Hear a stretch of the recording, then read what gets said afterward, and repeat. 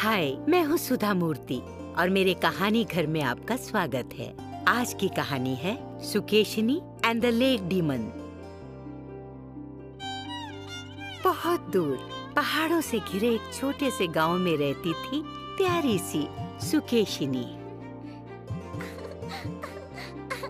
उसका नाम सुकेशिनी इसलिए पड़ा क्योंकि उसके केश यानी बाल बहुत सुंदर और लंबे थे।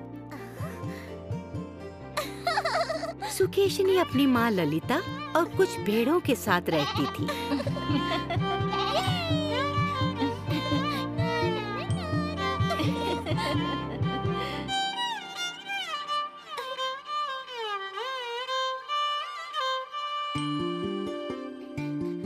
पर उस गांव के लोग बहुत लंबे समय से परेशान थे क्योंकि उस गांव में कोई नदी या तालाब नहीं था। कई सालों से वहां बारिश भी नहीं हुई थी, तो पूरे गांव में सूखा पड़ा हुआ था।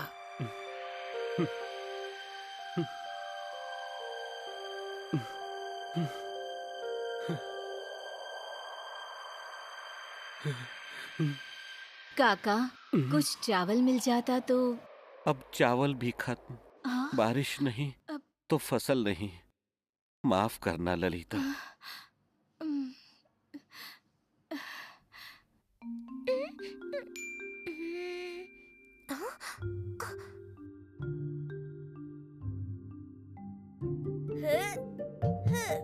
सच्ची?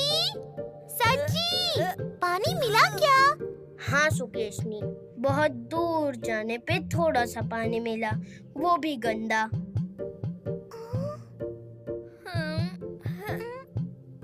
माँ, सब कितने दुखी है ना? हाँ सुकेशिनी, इस साल भी बारिश नहीं हुई। अब गांव वालों की हिम्मत टूट गई है। पर तुम ही तो कहती हो ना माँ कि कभी हिम्मत और उम्मीद नहीं छोड़नी चाहिए। हाँ, पर अरे सुकेशिनी, कोई गुड़िया नहीं लोगी? नहीं काका, हमारे पास पैसे नहीं है। मेरी समझदार सुकेशिनी। कोई बात नहीं, पैसे तुम बाद में दे देना। देखो मैंने तुम्हारे लिए क्या बनाया है। हाँ? वाह, कितनी प्यारी गुड़िया है। बिल्कुल तुम्हारी तरह, और इसका नाम भी सुकेशिनी है। हाँ। बिल्कुल मेरी तरह। हाँ। माँ, मैं ये ले लूं?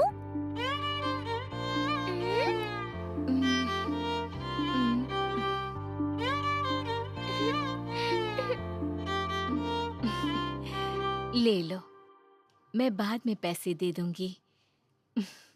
शुक्रिया काका।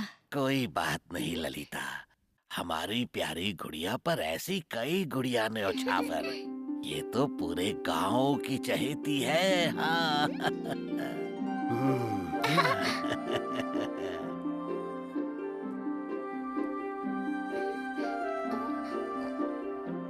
क्या हुआ कलावती अक्का, तुम दुखी क्यों हो?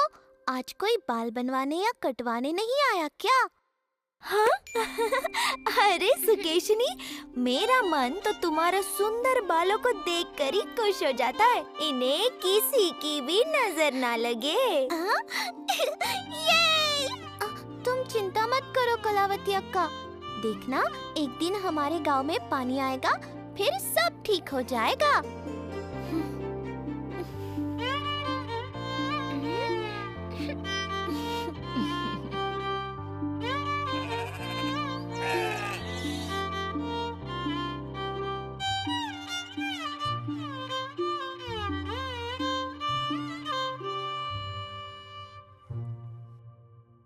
माँ, तुम जाओ, मैं भेड़ों को लेकर आज उस दूसरे पहाड़ पर जाऊंगी। शायद वहाँ इनके खाने के लिए थोड़ी घास मिल जाए। अब यहाँ आसपास घास है ही कहाँ बेटा? क्यों बेकार मेहनत करती रहती हो सुकेशिनी? ये बहुत भूखे हैं माँ, मुझे खोजना ही होगा, इसलिए आज दूर उस दूसरे पहाड़ पर जाऊंगी। ठीक है, पर अपना ध्यान रखना और जल्दी लौट आना। मैं तब तक कुछ खाने के लिए बना देती हूँ। देखती हूँ घर में खाने को क्या है। चावल तो मिला नहीं। आओ, सब आ जाओ।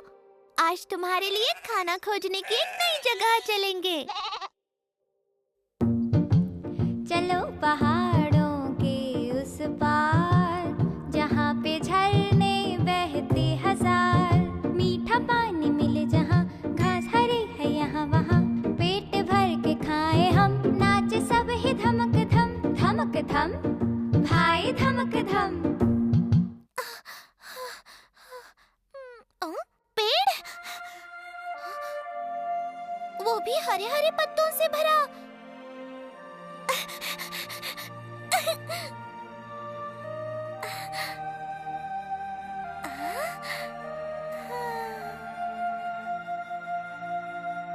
देखा, मैं कह रही थी ना, नए पहाड़ पर तुम्हारे लिए खाना जरूर मिलेगा। ये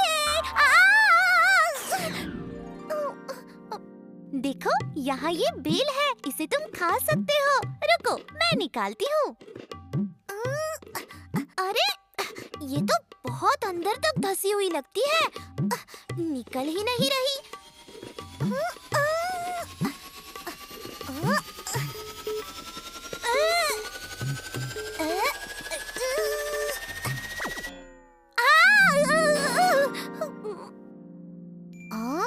ये क्या, इतना बड़ा कद्दू?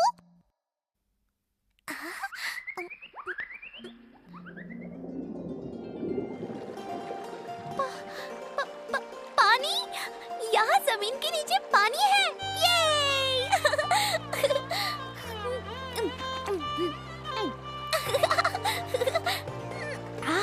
कितना मीठा पानी। ऐसा पानी तो मैंने कभी नहीं पिया। आओ आओ, तुम भी पियो। अब हमारी पानी की मुश्किल खत्म हो जाएगी।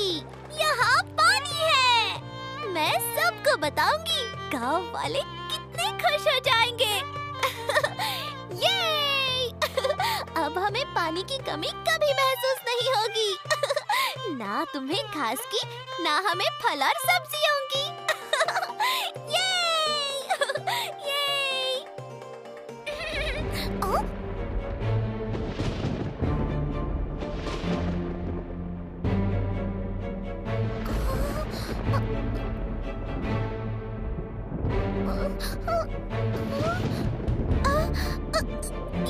ये क्या हो रहा है?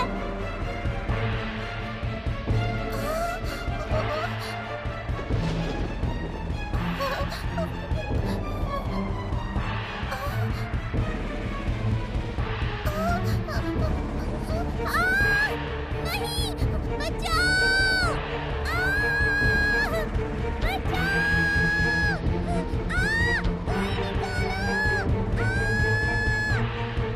बचाओ मुझे!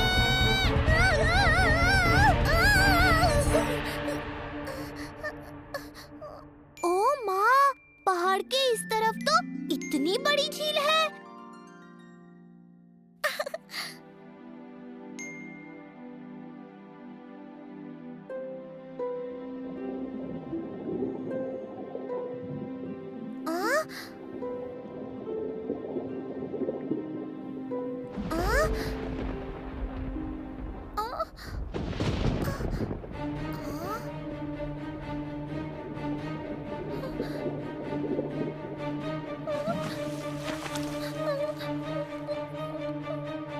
पर ये झील मेरी है।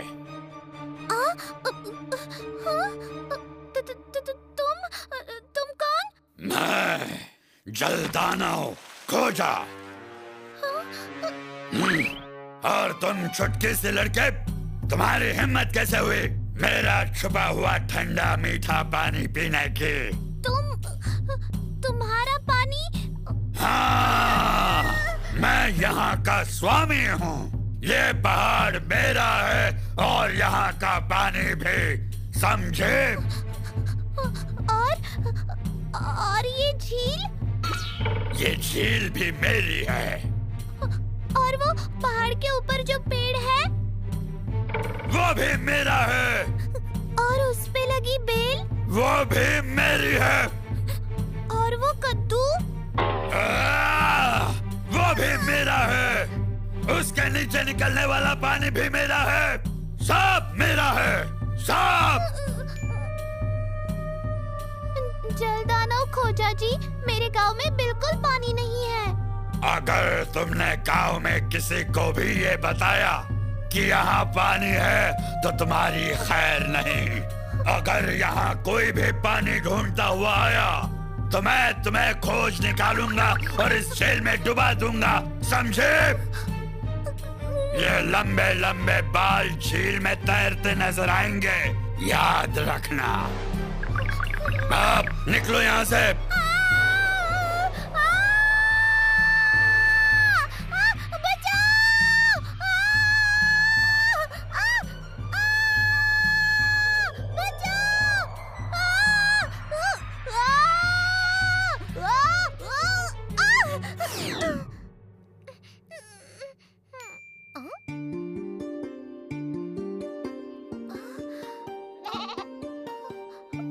अरे सुकेशिनी, कितनी देर लगा दी?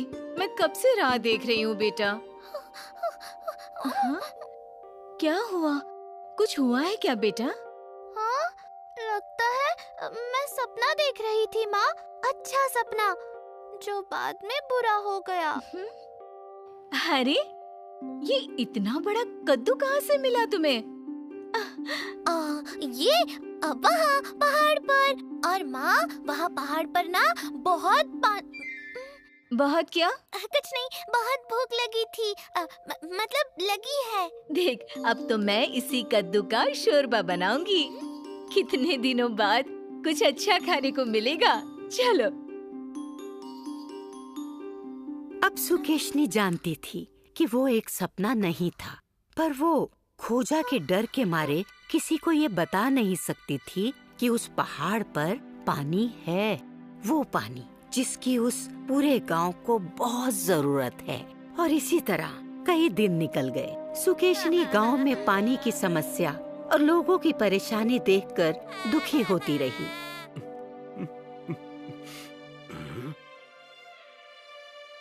यहाँ तक कि चिंता के मारे उसके सुंदर भूरे बाल सफेद होने लगे। फिर एक दिन उसकी माँ ललिता को बहुत तेज बुखार आया।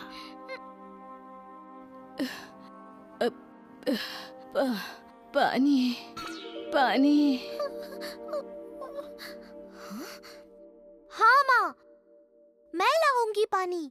मैं तुम्हें ठंडा ठंडा पानी पिलाऊंगी और तुम्हारे सर पे ठंडे पानी की पट्टी भी रखूंगी। अब चाहे जो हो जाए।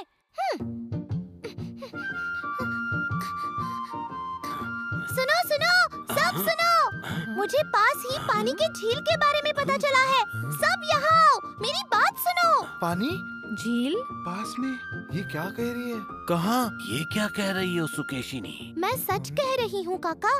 यहाँ थोड़ी ही दूर एक पहाड़ है जिसके नीचे पानी है और पास ही में एक बड़ी सी झील भी है। मैं जानती हूँ हमें कैसे वो पानी मिल सकता है।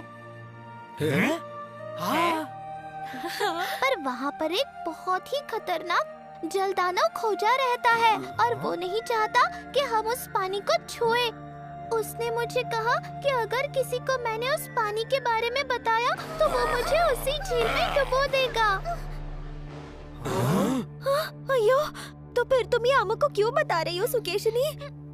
अब मैं और चुप नहीं रह सकती कलावती अक्का। सबको और दुख झेलते हुए नहीं देख सकती। बिना पानी के तो हम सबका अंत पक्का ही है। तो क्यों ना मैं अपना एक बलिदान देके सबको बचा लूं। अब मेरा चाहे जो भी हो, कम से कम आप सबको और मेरी माँ को पानी तो मिल जाएगा। प्यारी छोटी सुकेशिनी, तुम हमारे लिए इतना बड़ा काम करने चली हो। मुझे तुम पर गर्व है। पर तुम्हें शायद ऐसा करने की जरूरत ही ना पड़े। अगर हम थोड़ी बुद्धि लगाएं तो उस जलदानव को बुद्धू बना सकते हैं। पर कैसे काका? अपने हाथों का हुनर दिखाकर। हाँ,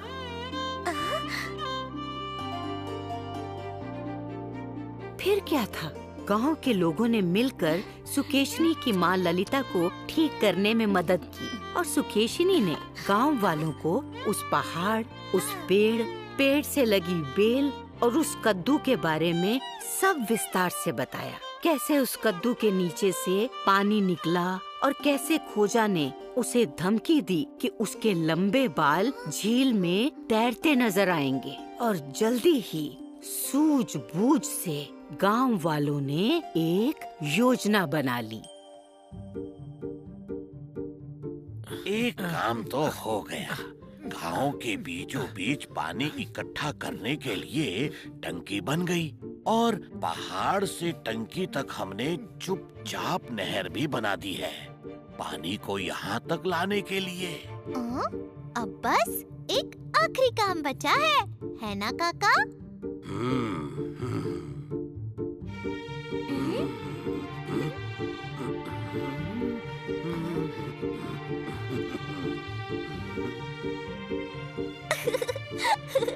अरे वाह काका, ये तो बिल्कुल मेरे जैसी है और मेरे कपड़े भी इसका सही आए। बस बालों की कमी है। आओ चलो। सुकेशनी, तुम? कलावती अक्का, मेरे बाल काट दो। अयो, क्या? नहीं, ये तो बहुत छोटा सा बलिदान है। जब मेरे बाल काका की बनाई गुड़िया पर लगेंगे, तभी तो वो पूरी तरह से सुकेशनी दिखेगी। हाँ, और छोटे बालों में तुमको वो खोजा पहचान भी नहीं सकेगा। इतने बड़े जीवों की अक्ल आमतौर पर घुटनों में ही होती है। और उसके तो घुटने भी नहीं है, लंबी सी पूंछ है।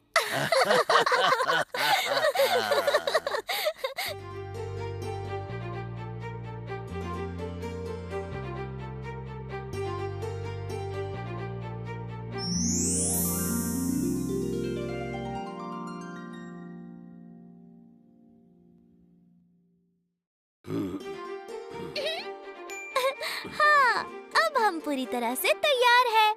चलो चलो पहाड़ों के उस पार, जहाँ पे झरने बहते हजार, मीठा पानी मिले जहाँ, घास हरी है यहाँ वहाँ, पेट भर के खाए हम, नाचे सब ही धमक धम, धमक धम, भाई धमक धम। जैसे सुकेशनी ने बताया था, वैसे ही गांव वालों ने पेड़ से लगी बेलों को खींचा और बड़े बड़े कद्दू जमीन के नीचे से निकले और साथ ही निकला ठंडा, मीठा, कल कल करता पानी। वो पानी गांव वालों की बनाई नहर से होता हुआ नीचे गांव में बनी टंकी तक जाने लगा। फिर क्या था, सुकेशनी की गुड़िया को पेड़ के पास गाड़ के फटाफट सभी पहाड़ से नीचे गांव की ओर भागे।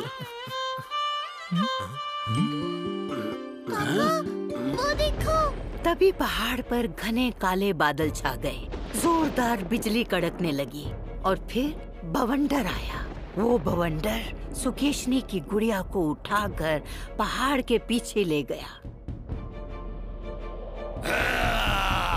वहाँ जल दानव खोजा ने गुस्से में बिना देखे समझे उस गुड़िया को उठाकर तालाब में डुबो दिया। गुड़िया पर लगे लंबे बाल तैरते हुए तालाब के ऊपर आ गए।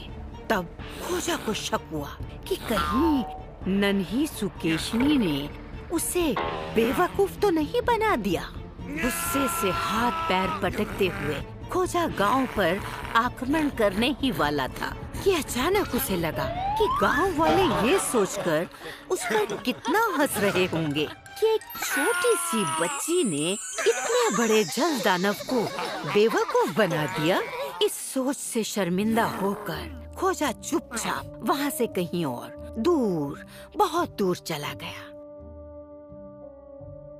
और गांव में आ गया पानी, और पानी के साथ आ गई खुशी, हंसी और सेहत।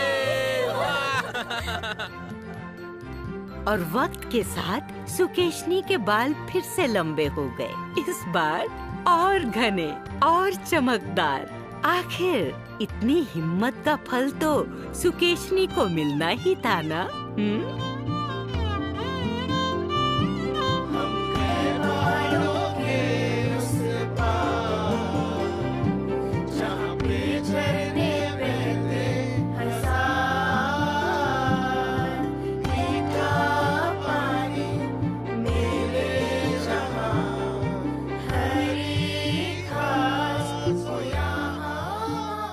तो बताओ, इस कहानी से हमने क्या सीखा? हाँ, हिम्मत और सूझबूझ से बड़े से बड़ी बुराई को भी हराया जा सकता है। याद रखोगे ना? अब अपनी सुधा आंटी को बाय बाय कहो। अगली बार फिर मिलेंगे एक नई कहानी और एक नई सीख के साथ मेरे कहानी घर में। Bye bye.